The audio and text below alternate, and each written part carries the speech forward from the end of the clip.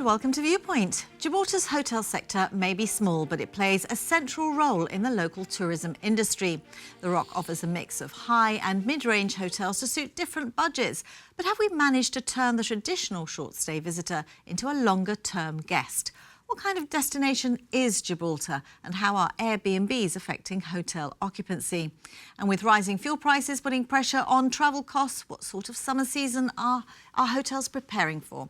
Do we need more, or should the focus be on creating more demand first? Well, there's plenty to talk about on tonight's Viewpoint, and here to help us get a greater understanding of the situation are Franco Ostuni of G&JB Hotels and President of the Gibraltar Hoteliers Association, and also Ed Allison-Wright, who's the Director of Ocean Village. Gentlemen, thank you very much for joining me. Thank you. Now, we are one short because Mark Scavorch, the Chief Operating Officer at Sunbourne Yacht Hotels, was supposed to be joining us tonight, but unfortunately has had to cancel, which means the floor is all yours, gentlemen. Franco, I should also mention Holiday Inn Express, Nuno's Express and the Caleta. Thank you.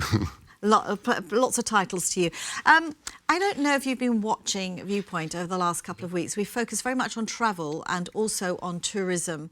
Last week in particular, tourism featured quite heavily, and what the Minister for Tourism said was that tourism was on the increase. Can I get your perspective on that, please? Sure. Yeah, we obviously followed last week Viewpoint, and it was interesting to listen to the vigorous debate. And obviously the Minister has reported increases in terms of volumes and numbers for tourism. In our sector, for the resident market and the hotel industry, we do not yet have the 2025 statistics, unlike all the other statistics that are published by the Gibraltar government already. But occupancy for hotels, for some reason, seems not to be published before July, when it's debated in Parliament before. So we obviously have a very good indication of what has been our own performance, because internally between the association we talk and share quite a lot. So we can really say that there is an increase in hotel occupancy. The number of visitors that are actually staying in the hotel, it is slightly down on what was the previous year, and certainly has not recovered to 2019 pre-COVID.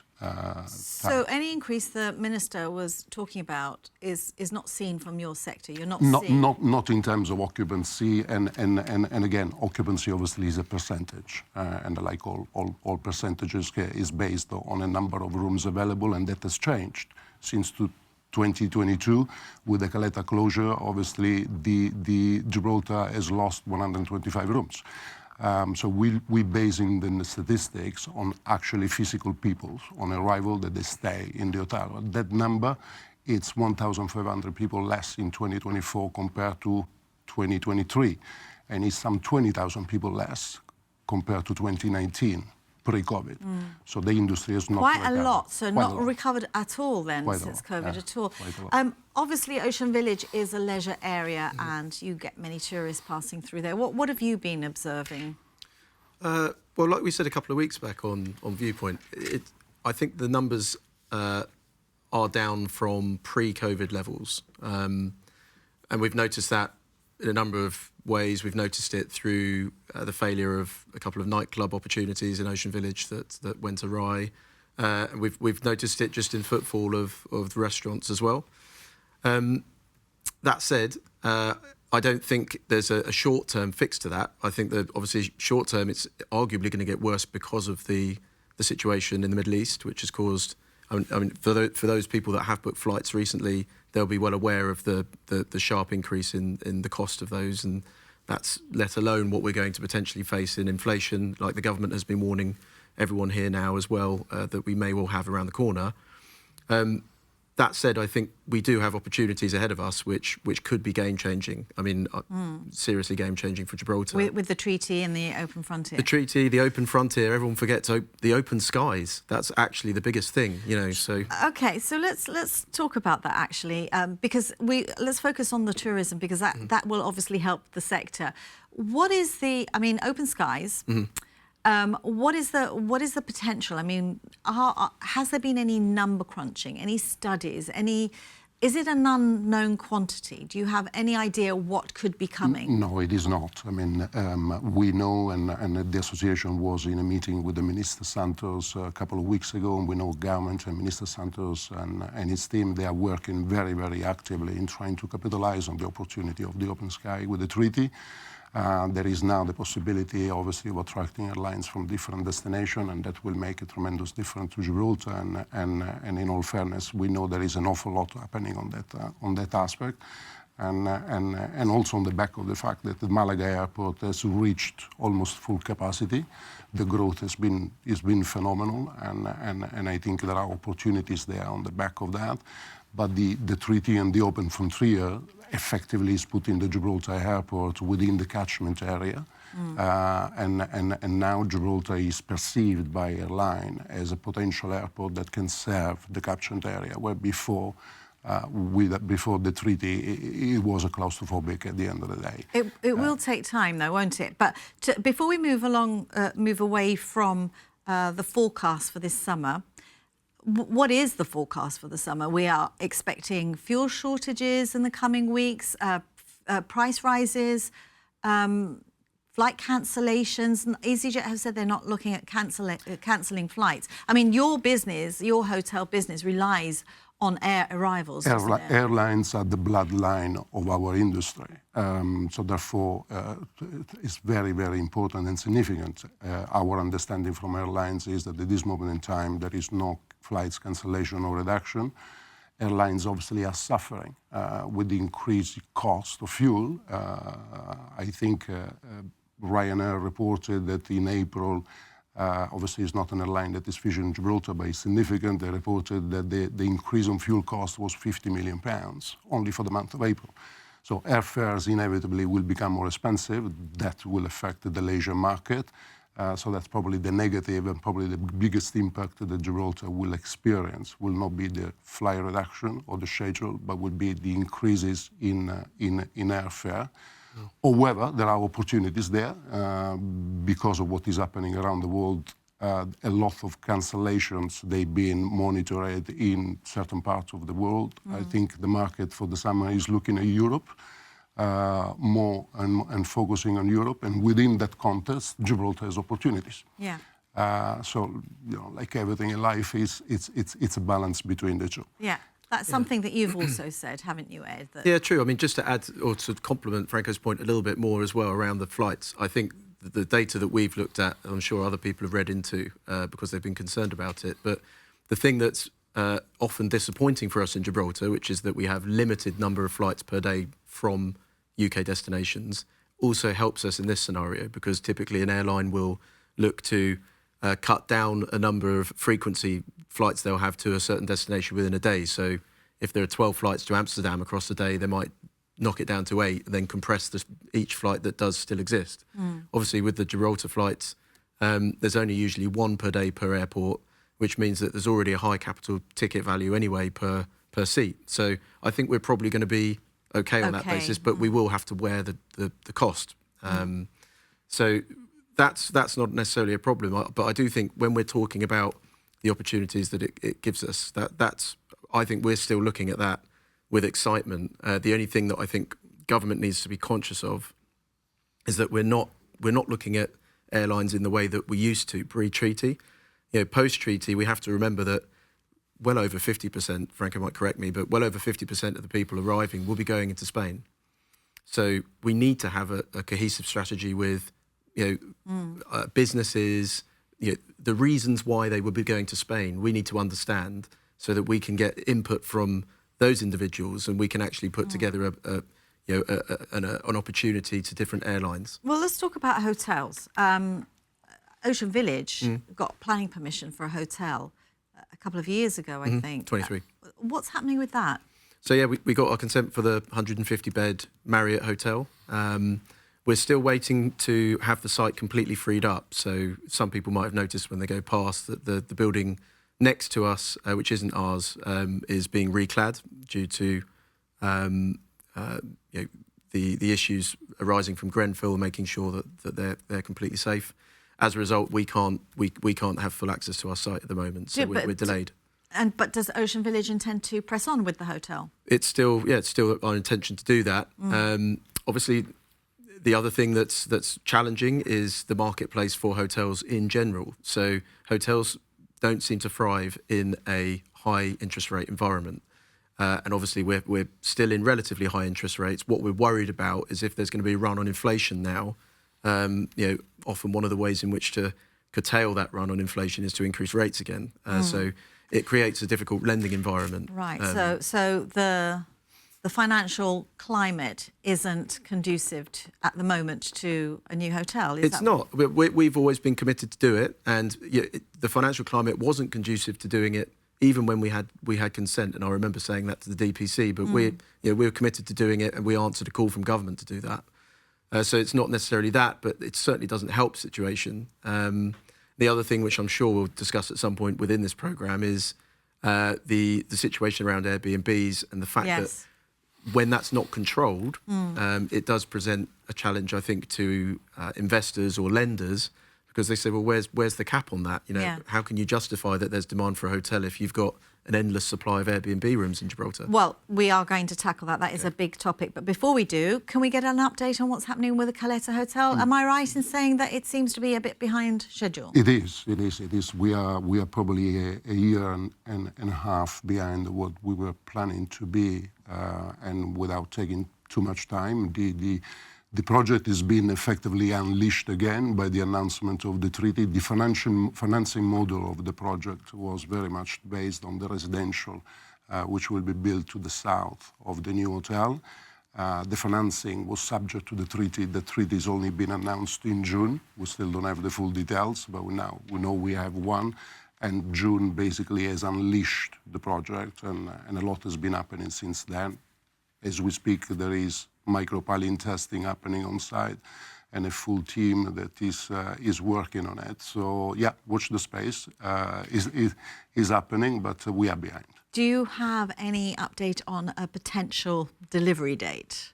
Everything going well. We plan to go out to tender sometimes in September, October, so end of the summer, which means if everything goes to plan, we can actually be breaking ground by January or February next year. And for that, it can be anything between a 36 to a 48 month program. Both of them, the residential element and the hotel, will actually be built simultaneously. It's a very huge project, one of the largest one Gibraltar has seen. It's a very difficult site. And obviously, the Holiday Inn Express, we open it and build it and check the first client in 18 months and 2 weeks. Yeah. And tell us how's that going? Because obviously, the Caleta, the Rock Hotel, the Elliott Hotel, the Sunborn Hotel, who I hope you'll be able to speak about in a moment as well, in Mark's absence. They're quite high-end hotels, aren't they, in terms of cost? So the Holiday Inn offers something, the more moderate tourist, a place to stay. Holiday Inn Express obviously is a brand, is one of the most probably successful and developing brands within the IAG group. There are some 720 Holiday Inn Express operating in Europe as we speak, and there are about 250 under construction as we speak. Is the best brand in the mid-scale market. Used to be a limited service hotel brand. The generation 4 Holiday Inn Express, which is the latest generation, is actually not a limited service anymore, because it's an hotel that offers a 24 hours reception service. It offers a 24 hours bar. It offers food throughout the day. The Holiday Inn Express room these days, they have air dryer, higher hanging board. They actually have safes, so it's a completely different brand, and it's a mid-scale brand.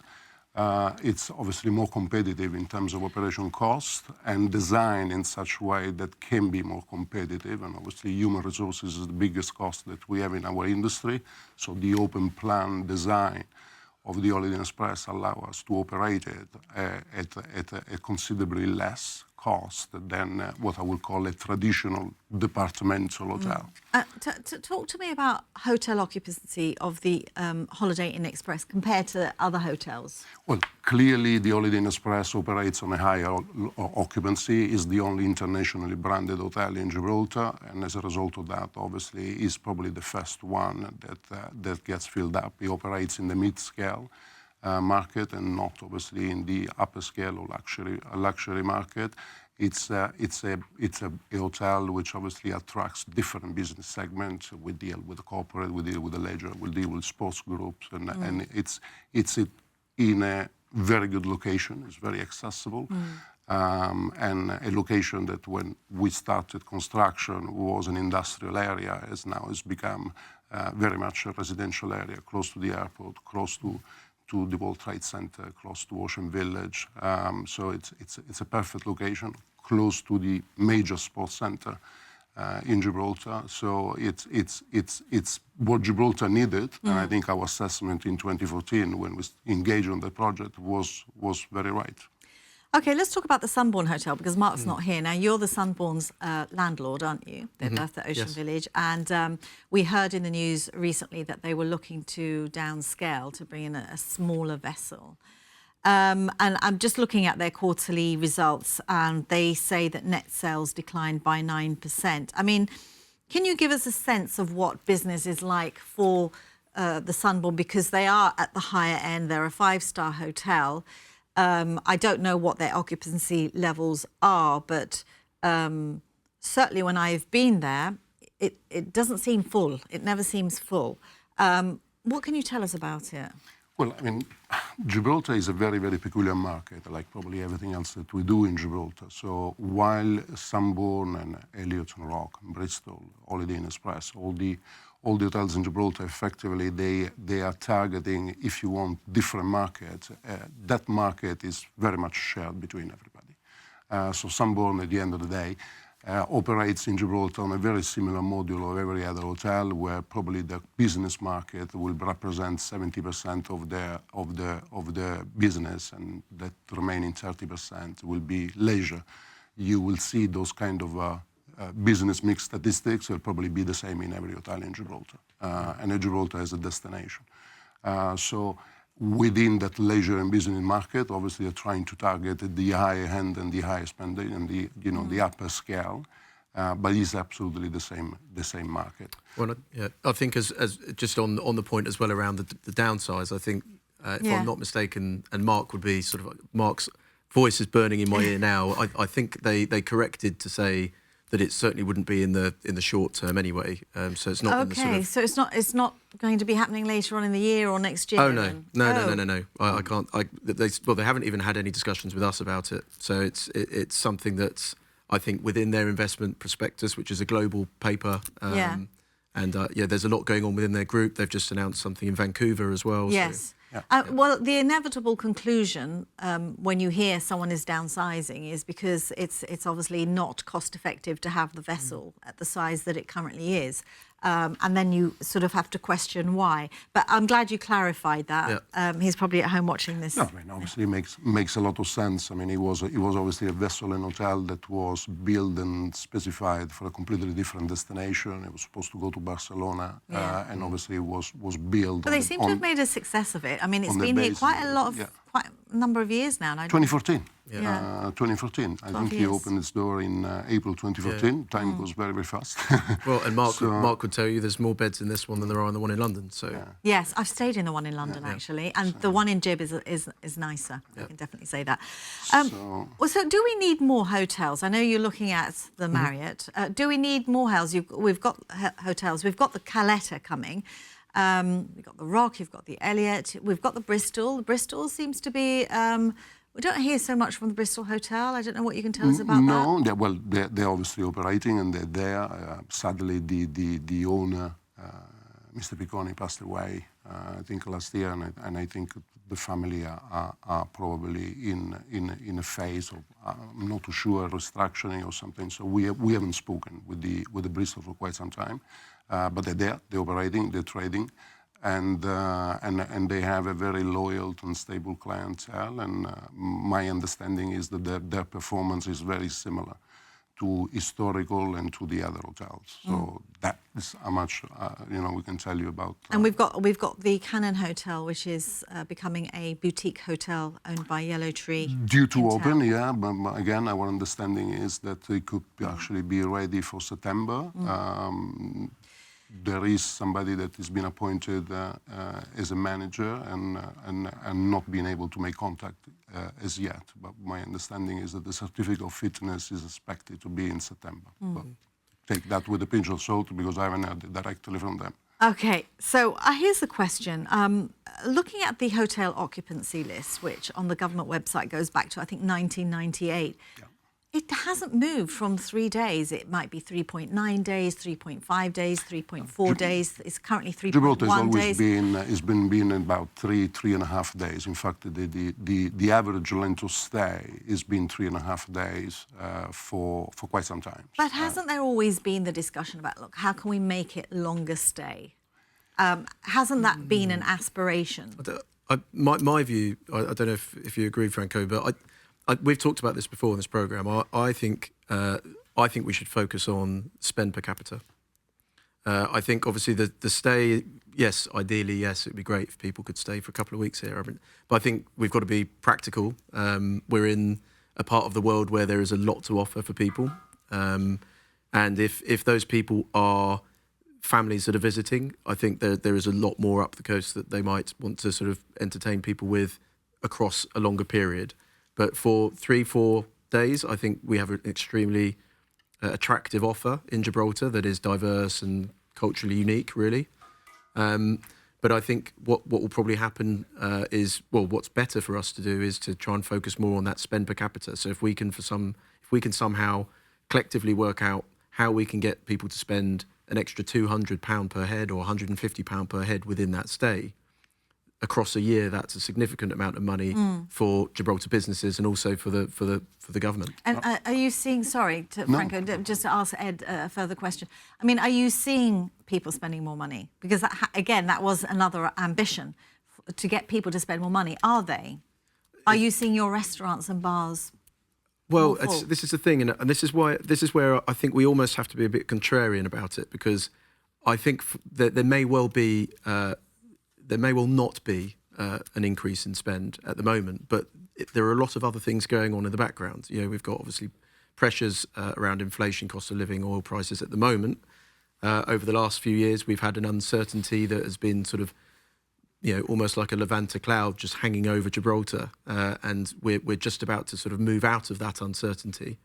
So I'd be a little bit hesitant using data that we've had recently, which might not suggest that there's been a significant increase in spend per capita. I think we should just focus more on what we know will produce more investment. And I'm going to keep coming back to it tonight, but it's going to be flights. I mean, ultimately, that's the obvious answer. That's what you've got your eye on, is flights. Franco, 3.1 days, is that... Would you like it to be more? Yes, I mean, of course. I mean, that length of stay, it is triggered, and Rose, please allow me, in defense also of the statistics and Minister Santos and what he has announced in the previous program. We need to realize that these statistics, they actually do not reflect what is the actual reality in Gibraltar. You're looking at the statistics, you're only focusing on hotels. As Ed mentioned, there is a very big sector that Gibraltar has developed in the last few years with what you're referring to as Airbnb. Airbnb is only one of the operators. There are many out there. We in the industry, we call it peer-to-peer accommodation.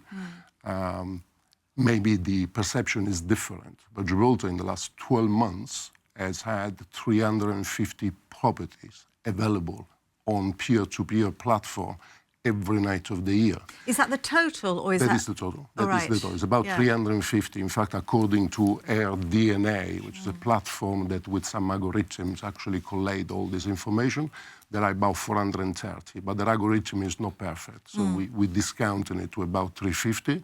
And according to AirDNA, those property, they have operated at 65% occupancy. So when I'm saying the numbers in Gibraltar, actually people sleeping in Gibraltar, they've not increased. We're basing it on the statistics that we have available, but we have a very big sector which is relatively regulated, and it's been unregulated for Unregulated. quite some. It is now regulated. Yeah. And that regulation was enforced in July last year, but still there is things that need to be done. All I'm trying to say, there has been a growth in people staying in Gibraltar, suddenly not in hotels, and it's happening obviously in a sector which is obviously... Arguably, it's happening everywhere. Absolutely. And make no mistake, the Gibraltar Hotel Association is not in any shape or form against it. On the very contrary, we very much believe a jurisdiction like Gibraltar should offer peer-to-peer accommodation as part of the offering. What we ask is obviously for that to be regulated, to be transparent, to be included in the statistics, to have fairness in operating license, taxation systems, etc. As that said, the industry in the last few years has received tremendous increase in operating costs across. I mean, if you think about it, the average family shopping only for food has increased 40% in the last 5 years. So you can think about the impact of operating costs for restaurants, for hotels, etc.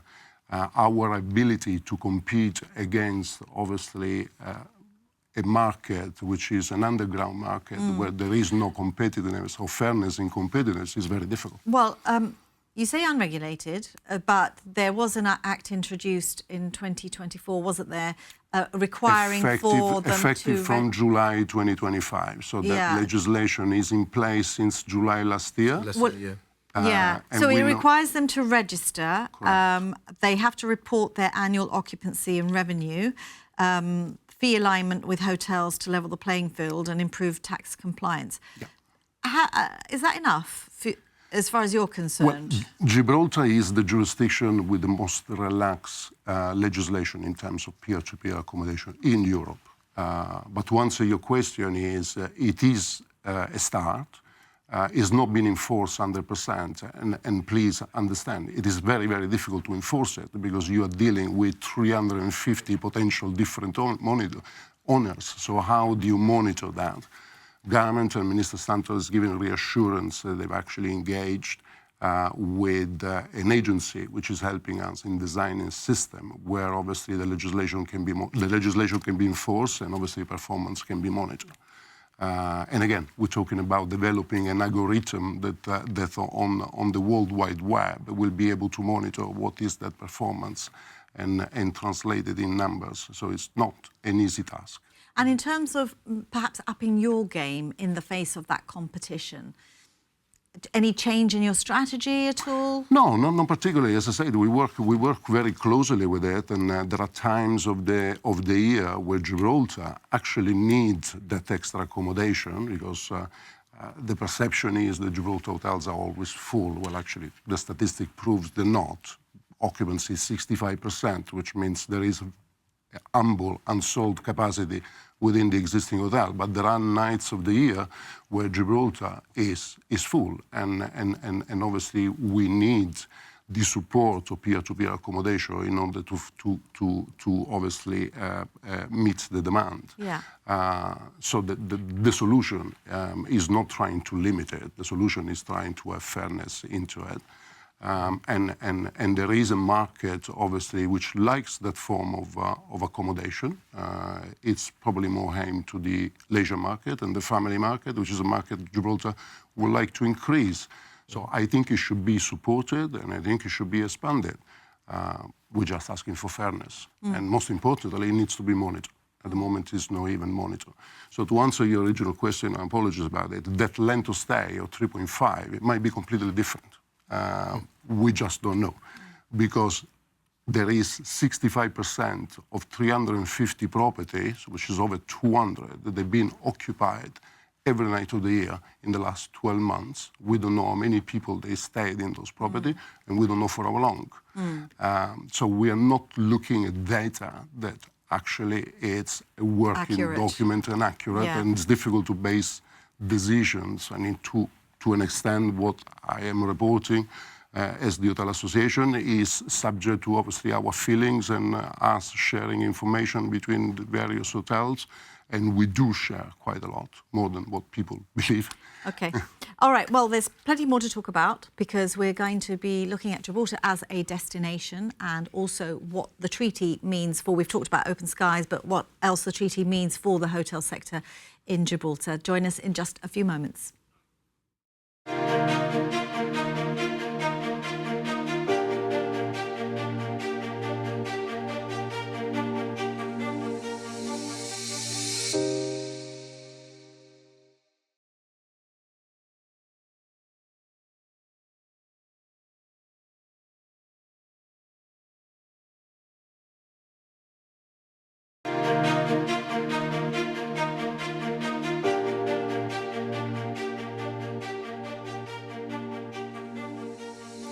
Hello and welcome back to Viewpoint. We're talking about the hotel sector. I'm joined by Franco Ostuni, who is the Gibraltar Hoteliers Association president, and Ed Allison-Wright from Ocean Village, which also intends to build a hotel.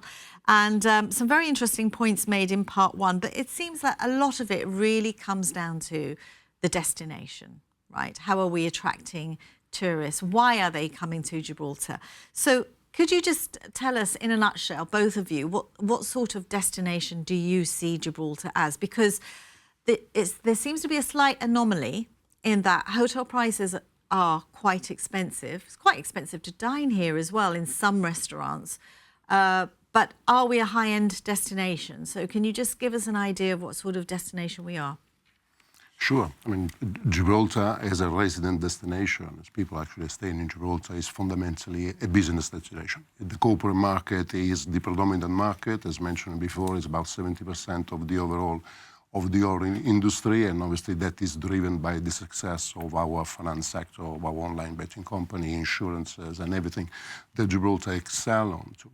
The leisure market, it's that 30%, remaining 30%. Historically, Gibraltar has always been, the demographic of the leisure market for Gibraltar has always been the mid market. It's not the low end of the market, it's not the upper end of the market. But in recent years, because of the Gibraltar success, and the prices and the cost of airfares, of hotels, of generally, as you mentioned, eating in Gibraltar, etc., we are an expensive destination compared to many other destinations. I'll give you the example, you're thinking about a family where mom and dad and two children, they're thinking about coming to Gibraltar for a short break, a Friday, Saturday, and Sunday. In certain times of the year, you're probably looking over £1,500 in airfare for the four of them, and you're probably looking at something similar between the hotel accommodation and meals and pocket money. So £3,000 for a family of four to have a weekend. That's a lot of money. We are really we are competing with the top end of the short break market in Europe. But our product doesn't deliver for that experience. So it's not about volumes. It's about, as Ed mentioned it, I think we need to obviously work on the product. We need to improve what we offer, and we need to improve the experience. We need to be able to justify and defend that the price tag actually support and there is value for money for what people they're going to experience. That is not always the case, but for many, many times or many months of the year, the combination of hotel rates and airfares, they actually put us outside that market. And it's a very, very difficult problem to solve because, if you think about it, how do we increase the leisure market? It can only increase by increasing the desire of wanting to come to the destination. People often say, Gibraltar needs more hotel. I don't particularly disagree with that statement. Yes, we need lots of more things, but the leisure market is the only market that can generate the growth Gibraltar would like to see. Corporate market in any jurisdiction can only increase between 3 and 5% per annum. We are not building hotels with 3 or 5% per annum. What can make a significant difference in the inflow of people that they want to visit and stay in Gibraltar is actually the leisure market. It's the people that they take time off from work and they try to take the families somewhere that they've not been before, or the people that they trying to have a couple of short break during the year, and they're looking for weekend destination, and Gibraltar is perfectly fit for that. Within that, there are other opportunities, obviously with the two centers, Spain, Morocco, etc., but then we're complicating the discussion. Ed, it seems to be the perpetual problem, isn't it? Yeah, but I think, you know, we're a ambidextrous society where, you know, we can be quite malleable to things that happen to us here in Gibraltar. In the 10 years I've been here, I've learnt that and seen that occur successly. So I think, you know, we've just been talking about the cost of travel for, say, a family, for instance. That, for instance, is going to be something that we need to look at when it comes to how we can utilise people that are visiting Spain as well. We know, like I said earlier, that a proportion of everyone travelling into Gibraltar will trickle into Gibraltar as well as go to Spain, even if their intention is to stay for the predominant time in Spain. So I think the strategy has to be sophisticated. We have to say, well, you know, okay, if we can get the numbers up of arrivals into Gibraltar Airport, for instance, we know that a proportion of those people might then say, okay, well, we're going for the summer holidays, taking 2 weeks in southern Spain. I mean, bear in mind, we have a sister company in Spain. We're building significant amounts of property there. So there's a lot going on there, huge amount of development just over the coast, just over the frontier. So those people might then say, well, let's have a weekend in Gib before we go across. But Franco, you know, said that, you know, to get more people in, they have to want to come here. And the other point you made was the fact that the destination itself doesn't match the cost of actually staying here.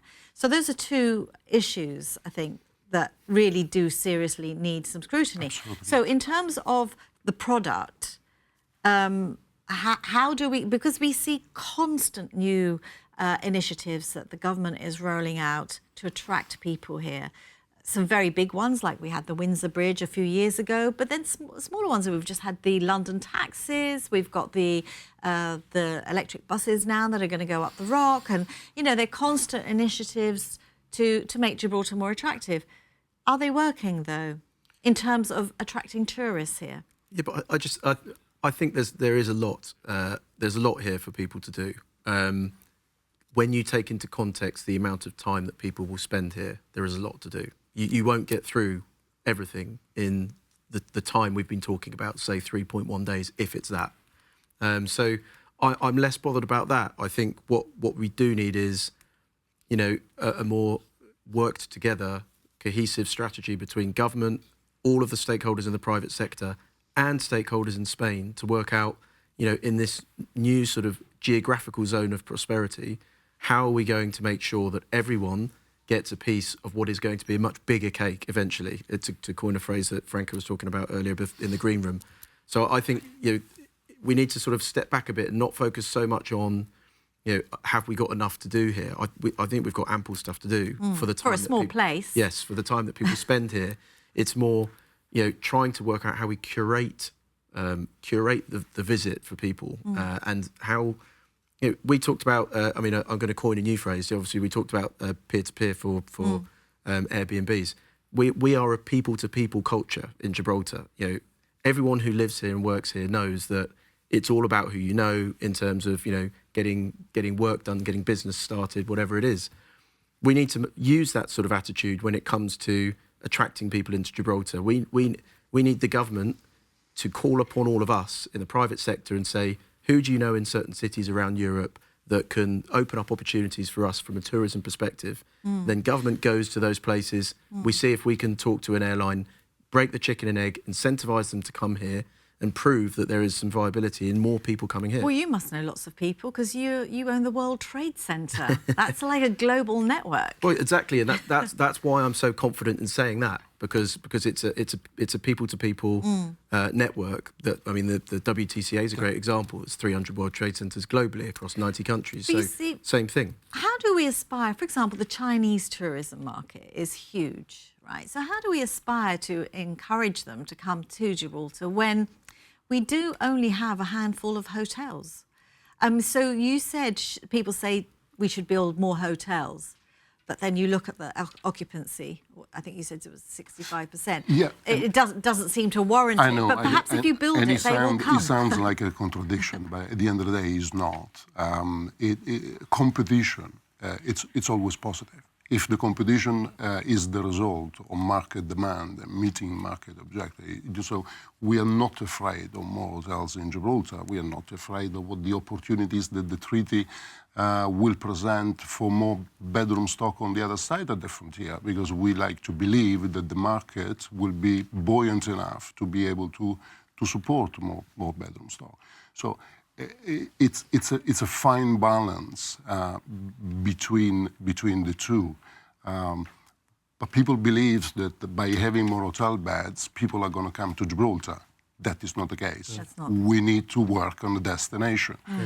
When you decide, Rose, to take your family on holiday, you think about the destination where you want to go, and then you select the hotel that your budget can buy, with very, very few exceptions. I call them cathedral in the desert. That is what moves people from A to B, is the desire of wanting to go somewhere because of the destination. Then the hotel, the restaurants, the nightlife, and everything comes into let me place. ask you. Sorry, I know you want to say something there. Well, you say, and then I'll ask my question. I'm going to bookend it because you specifically said something that's relevant to something I'm exactly going to do. So you mentioned China.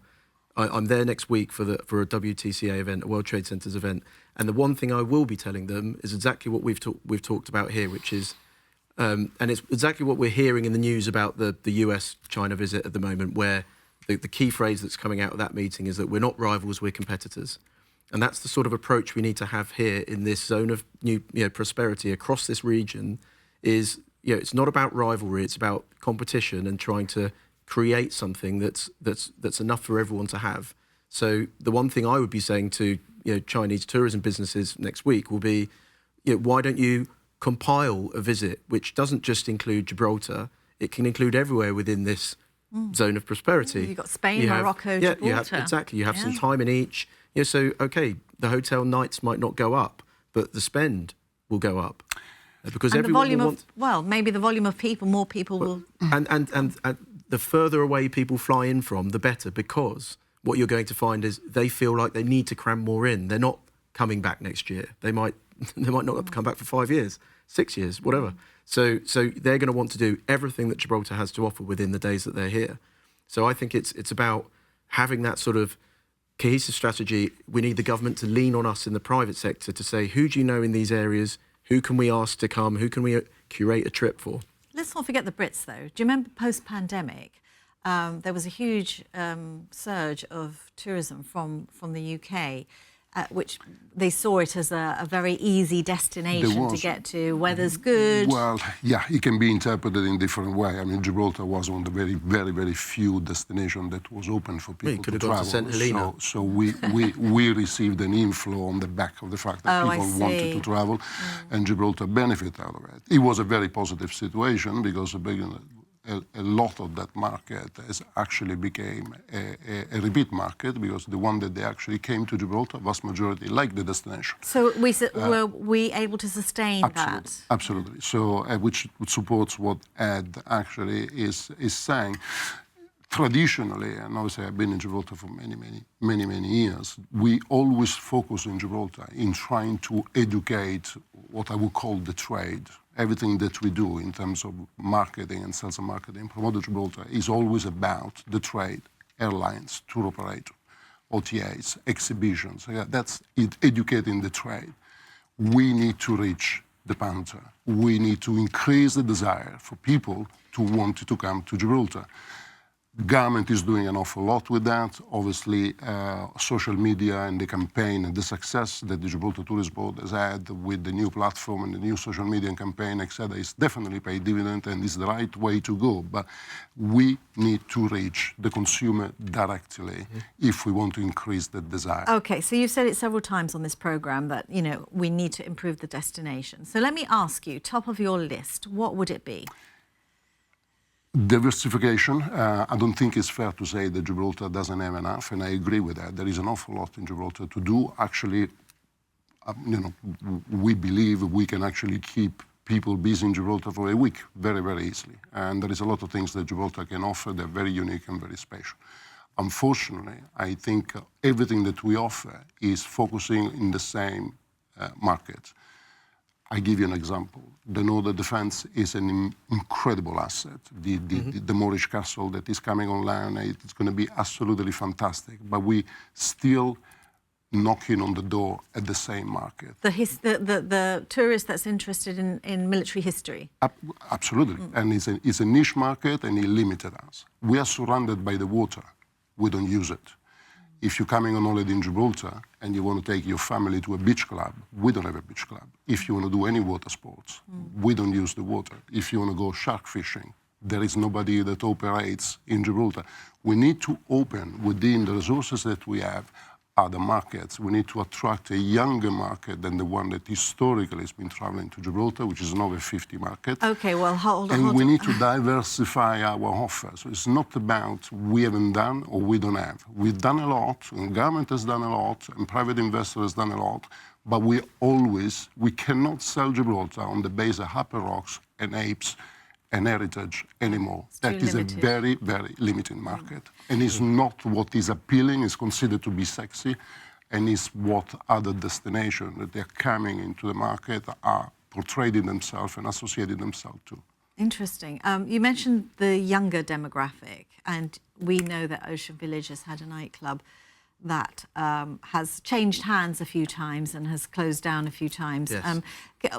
I think I've asked you this before when you were on my business viewpoint, but obviously if you want to attract young people, you need to be able to give them entertainment space in the evening. And an obvious one would be a nightclub such as the one in Ocean Village. So what's happened to that? Well, I think post-pandemic we woke up in a different environment. I think lots of people who commute into Gibraltar from Spain every day worked from home more often within the pandemic, which meant that after work they would start their social evening in Spain instead, and that, I think, that habit developed and became entrenched, which meant that there just wasn't the same sort of footfall here in Gibraltar of an evening. How do we attract younger tourists if we don't offer them enough nightlife? I think the younger tourism thing is an interesting point, because it also makes me think about younger workers as well, and that's another thing that obviously, yes, it doesn't directly feed into tourism, but it's something that we need to be conscious of. How can we have more younger people in general in Gibraltar? A much easier solution will be the workforces, because young people are talented, and talent is what businesses need. That's why landlords are trying to build property that businesses need, so they can attract that talent. And that's something that we're probably lacking in if we want to grow to the extent that the aspiration of Gibraltar dictates. So we need to focus on that as well. How are we going to get enough space for lots of new businesses, which I genuinely believe a treaty like this could offer opportunities to, space for them to grow into, which creates jobs for young people that can be here and enjoy an atmosphere here. Okay, well, let's talk about the treaty, the open frontier. How is that going to impact the hotel and leisure sector? It's definitely an opportunity, and as much as that will come, obviously, with with a price to pay, and probably some competition.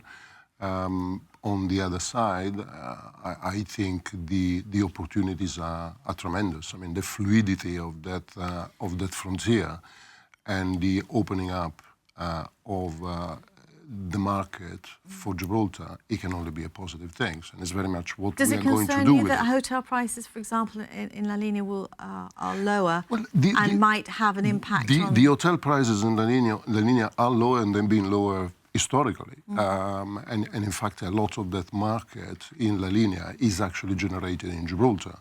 So yet again, La Linea is serving a market that Gibraltar cannot serve in the probably lower mid-scale market, for the simple reason that nobody in Gibraltar can buy land, build hotels and operate hotels and sell rooms at 70 or 80 euros a night. It's just economically not possible. We need to accept that that will always be the case at the end of the day.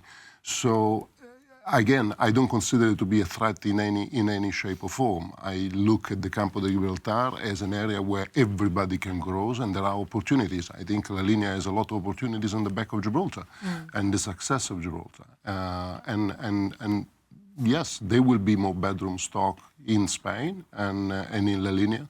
There will probably be refurbishment of the existing one. And there will be a market that will think that now, with an open frontier, because of the possibility of the queues or the delays or the restriction are no longer there, then maybe, yes, I'll consider it stay in La Linea and not in Gibraltar anymore because I can walk in, walk out. That is the price to pay. But there are lots of other pluses and opportunities. Yeah, I mean, many people are going to Gib and they want to stay in Absolutely. Gib, Well, plus, you know? I was just, it's just made me think of, I think, something that Mike Nichols said on this programme when it came to residential properties. I remember he was saying, well, look, one of the complaints is nonsensical around the price of properties in Gibraltar. You know, they're so expensive, we shouldn't be building them. And so obviously that argument is nonsensical because obviously if you don't build things, the price will continue to go up. So looking at that the opposite way around with hotels, the best way to look at this is that we need to grow demand in the region. It's not to do with the fact that there's going to be a dilution and there's going to be sort of more beds taken in La Linea. If we have more people coming here, that's not going to be a problem. So I think it's just changing our mindset to a different sort of level, really, which is around demand rather than the supply that we have at the moment. Yeah. Well, demand, again, is a bit of a circle, isn't it? Because it always relies on the desirability of people to come to Gibraltar. But you did mention it's like the leisure market is only 30%. There's a huge business market and they have, they're not using their own money, they're using their company's money. So perhaps not so tight with it. Not always, but yes, there's also another aspect that needs to be considered, that it's not the perception. The business market traditionally is a Monday to Thursday market. Okay? Yeah. The leisure market is usually, for a short break destination, is a weekend market. Gibraltar has and suffered the same syndrome of every corporate hotel in a capital city. You're very busy Monday to Thursday, but then Friday, Saturday, Sunday, your occupancy goes down. That is 40% of your working week because you don't have the leisure market to replace it. As a destination, we have exactly the same dilemma. 70% corporate, 30% leisure. The mass majority of the corporate market goes back home on a Thursday, and we got the Friday, Saturday, Sunday that dilutes our occupancy. Very often, in order to sell that weekend, you need to give up on the Thursday and Monday also, and it's the difficult thing. How important is it for a hotel like the Caleta had conferencing facilities, the Sunborn has conferencing facilities, which if Mark was here, I would ask him, is that your bread and butter? That's the impression I get, that the corporate input is bread and butter. But you don't have that at the Holiday Inn Express. No, it's a completely different hotel. We have two small meeting rooms with a capacity of 14 each that they can be How important is it for a hotel? It's very important. Yeah. The MICE, what we call the MICE market, the meeting and incentive market, it's a very, very important market, obviously, for hotels. The Caleta used to be a big player in that market. Unfortunately, Gibraltar as a destination, we never managed to develop Gibraltar as a conference and incentive destination. Right. There is a very big opportunity. There are very big opportunities there. Why not? Well, it's infrastructure, is airfares. I'll give you an example. To fly 80 delegates in Gibraltar for a 2-day convention in Sunborn will take you 3 days to fly them in and 3 days to fly them out. Unless you're thinking about going to Malaga, and for the conference and incentive market, that is a very, very difficult thing. It's usually point-to-point, out of UK, is out of Heathrow only. The overseas meeting and incentive market out of UK is a very, very peculiar one. So it's infrastructure, it's capacity, it's flying people in and out. It's being able to offer spouse programs where the shopping experience come into place, because while the delegates are working, often they're traveling with partners, then there is the need of actually offering the water sports, the beach clubs, the shopping experience, which can not only be perfume, cosmetics, or expensive watches. So it's a difficult market for Gibraltar to target at this moment in time without having the infrastructure to support that market. Having said that, 65% of the meeting and incentive market out of UK is actually between 25 and 45 delegates. And within that segment, which is huge, 65% of the overall overseas UK, Gibraltar has opportunities. And we can certainly do better. Sunborn, sadly, they're on their own at the moment in that market. I say sadly because obviously they should receive probably more support, and Gibraltar should do more to try to attract that market. What do you mean? What, local companies Well, I holding mean, events at there? the end of the day, the Rock Hotel, the Elliott Hotel, Holiday Inn Express doesn't have large conference facilities, so effectively they are the only players with relatively large facilities for that market. And therefore, the limitation, obviously, of the Gibraltar Tourist Board budget in trying to support one operators, are there. Hopefully, with the opening of the new Caleta, that will be different because there will be large conference facilities and a conference center within that. So it's certainly a market that Gibraltar should target more aggressively. Yeah, but we need the airlines. Could you see us ever going up to like 400 or 500 person events in Gib? Well, no.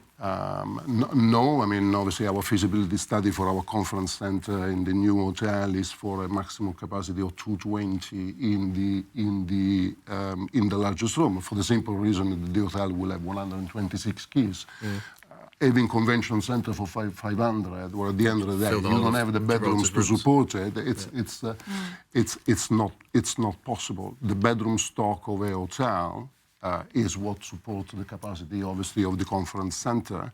And to think about a hotel with 500 or 600 bedrooms at this moment in time in Gibraltar, it's not realistic. Ed, can I ask you, as an aside, because I've got you here now, and it strikes me, what's happening with the super yacht industry. There was a big aspiration from Ocean Village to attract these super yachts to Gibraltar. We don't have as much mileage around the Rock as other coastal countries. But how is that going? Well, is that challenging? It's challenging because, well, it's not challenging because of the super yacht market. The super yacht market's absolutely booming. They spend a fortune in power as well, which I'm sure the GEA can confirm. But yeah, we spent millions on our super yacht berthing facilities. Obviously, the concern for us is something that ultimately we can't change in Gibraltar because of the ideological position that was made with this treaty. And if I just explain that in a nutshell, when a super yacht arrives now in Gibraltar post-treaty, all of the non-EU arrivals on that super yacht will have to be bussed or carred to the Schengen shack at the airport for processing. On the best day, that would still be an inconvenience compared to arriving anywhere else along the coast. But that would be the staff that's doing that. It wouldn't be the owner of the super yacht. It's anyone who's on board. Right. So I think that does present an issue because it's something that they wouldn't have to do somewhere else. Obviously, the problem is the Spanish authorities would be more than happy to solve that. And they say, well, we'll just have someone on the ground in your marinas doing that. But Gibraltar took an ideological stance on it, and we're living by that. And that's a choice that's the prerogative of Gibraltar, not to have that happen in Gibraltar marinas. So it's a bit of a quandary, really, because we made that bed ourselves and we have to live with it. But it might mean that we miss out on part of that significant marketplace, which is a shame because obviously we've spent multi-million pounds to upgrading our berths. And just to try and understand, you obviously it's a gateway into the Med, so you presumably have quite a lot of traffic coming in from the US, for example, across the Atlantic. Yeah. In terms of European versus transatlantic, what are the percentages? Where are your super yachts coming from? All over the place, Ross. I mean, it's useful not only just the geographical position of Gibraltar, which obviously is what has made Gibraltar so popular over hundreds of years, but it's also the proximity to the airport. So for crew changes and that sort of, even for owners coming down to their vessels, if they take delivery of a vessel, for instance, it's much easier. They jump on a flight from London and their 5-minute walk, they can even see their vessel when they're landing. It's extremely convenient. Do you really think then the inconvenience of it will have an impact? Personally, I hope it doesn't. In reality, I think it might, because you get a luxury vessel, a luxury car, for example, Oh, look, a limo, and just whisk them. if we, I say we, Royal We in Gibraltar PLC plays it right, maybe it ends up being a USP, and you think, well, actually, it's cool. Glass of champagne at customs. You come to Gib, they give you a royal treatment up to the airport. You get walked through the airport. It can you have be an done. opportunity to buy some goods at the airport, and you go back to your boat. And what Great. about competition across the frontier? Because there's a big marina development in La Linea. Is that going to impact? Well, your it's business? directly linked to what we've just said. I think is if we don't play our cards right around how we deliver the solution that we self-imposed on us in terms of the Schengen check, etc. If we sort of make a hash of that, it will cause an issue for our competitiveness in Gibraltar as a super yacht destination. But it doesn't have to be. You know, we can actually we can make the most of that. Okay, so let me just get your closing thoughts then.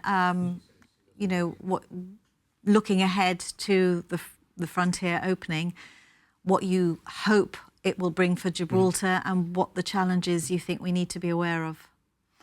Well, definitely there are lots of opportunity for Gibraltar, and the treaty is creating a lot of certainty, which is important. That will attract business and investment in Gibraltar and will create opportunities. It's up to Gibraltar how we want to, or to what extent at the end of the day we want to take it. Of course, there are threats there, and there is still quite a lot of unclear aspect about how practically that open frontier is going to operate, and I think we'll find out in the next few weeks and try to adjust. I repeat, it's about the destination. We need to invest into the destination. Gibraltar and tourism is such a strong link. Tourism is the only thing. Gibraltar is in total control, has always been in total control, and nobody factor that the outside our control can take away from it because of our history, because of our heritage, because of our geographical location for what we are, what we offer. We should invest into it far more. Okay. There are a lot of people in Gibraltar that, without probably even realizing, earning their living directly or indirectly from tourism. This should be considerably more. Is the only thing where we will be and we are in total control, and it's what Gibraltar should invest on. Okay. All right, Ed, closing thoughts from you. Okay, so I would call on Kevin Bacino, Minister Santos, and probably Minister Arias Vasquez as well, from her business perspective, to give a call to action to businesses and stakeholders in Gibraltar, in this field and in others, to basically go to market, to talk to all of these prospective destinations that we'd like to attract, and also to ask and leverage the private sector here and all stakeholders in the community, because we're all a very well-connected jurisdiction. So they need to leverage all of our contacts, lean on us, get into as many places as we can to tell the story about the fact that we are, and this is a mindset change for us here in Gibraltar, we are no longer just Gibraltar, we are a functioning economic area. So we need to involve Spanish businesses as well across the border, work out how we can actually create, you know, a dynamic approach now to marketing this area in a different way. Excellent. Some really, really good points made by both of you. Thank you so much for coming. And, well, let's see what happens in the coming months. Franco, Ed, thank you very much for joining us. And thank you very much for watching. I'll be back next week at the same time. Good night.